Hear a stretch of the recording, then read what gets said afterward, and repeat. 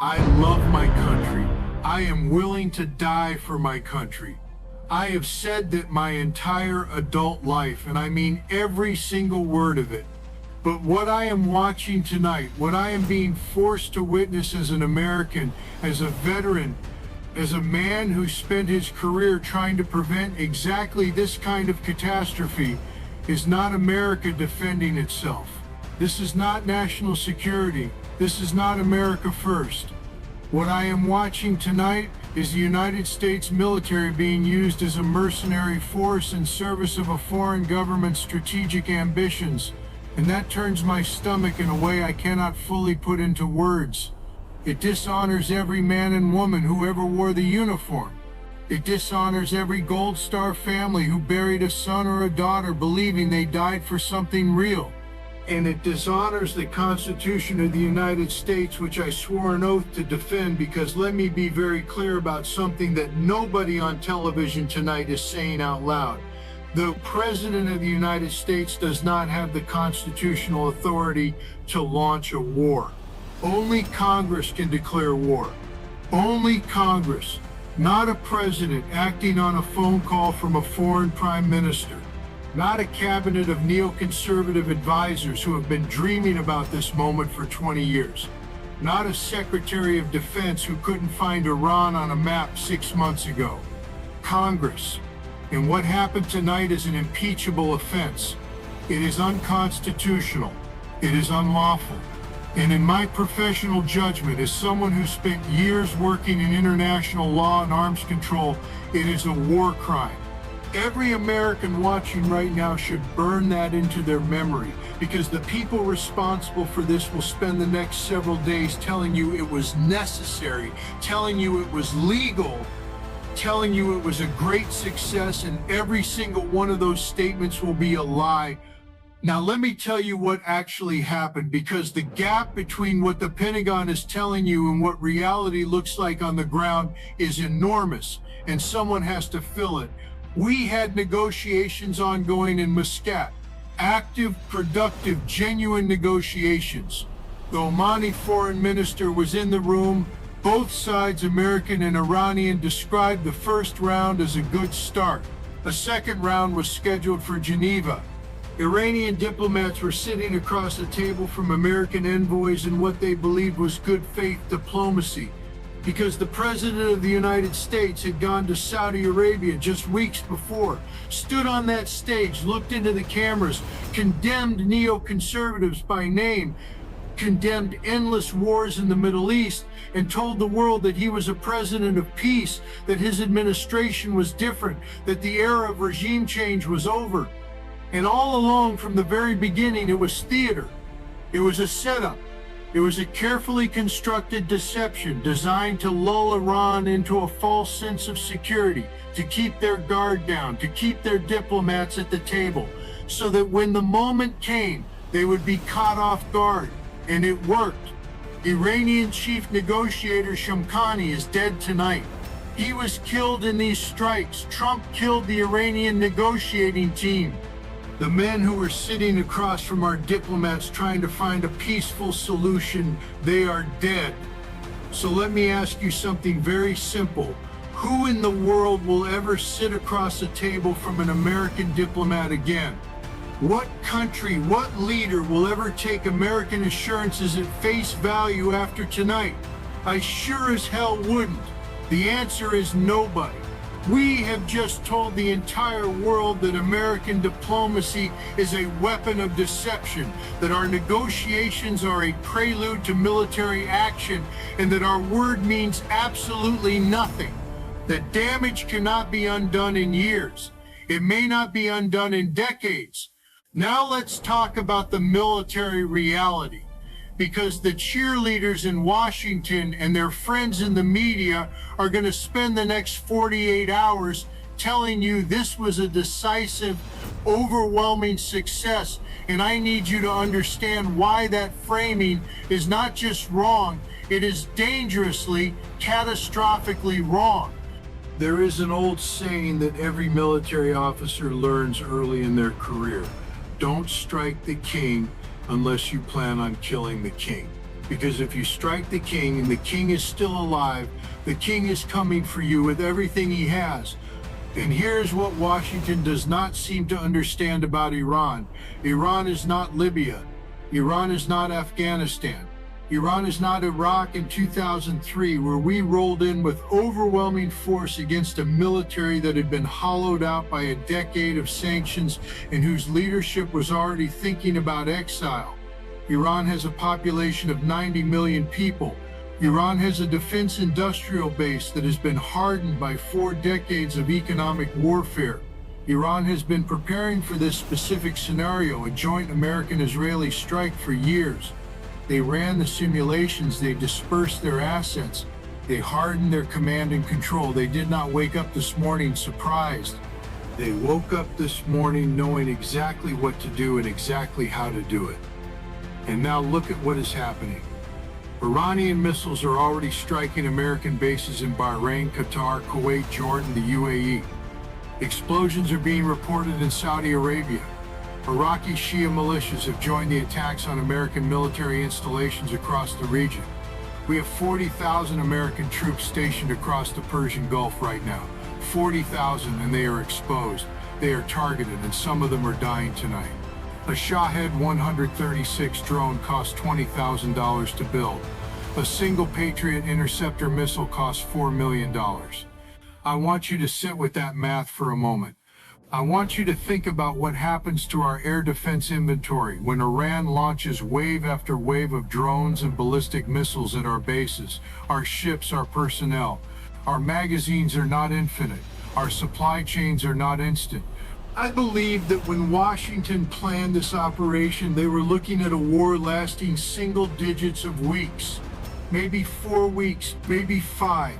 If this war lasts 5 weeks at current intensity, the United States runs out of the ammunition it needs to sustain the campaign. 5 weeks. Iran just has to survive 5 weeks, and the military equation shifts completely. And think about what Iran can do in 5 weeks. One strike on Karg Island, where 90% of Iran's oil exports flow, and Iran closes the Strait of Hormuz. 21 million barrels of oil per day, 20% of the world's daily supply, moves through a waterway that is at its narrowest point, just 21 miles wide. The moment that strait closes, oil hits $200 a barrel on world markets. Within days, gasoline hits $7, $8, $9 a gallon at American pumps. Trucking companies cannot afford to move food. Supply chains seize. Small businesses that were already struggling collapse overnight.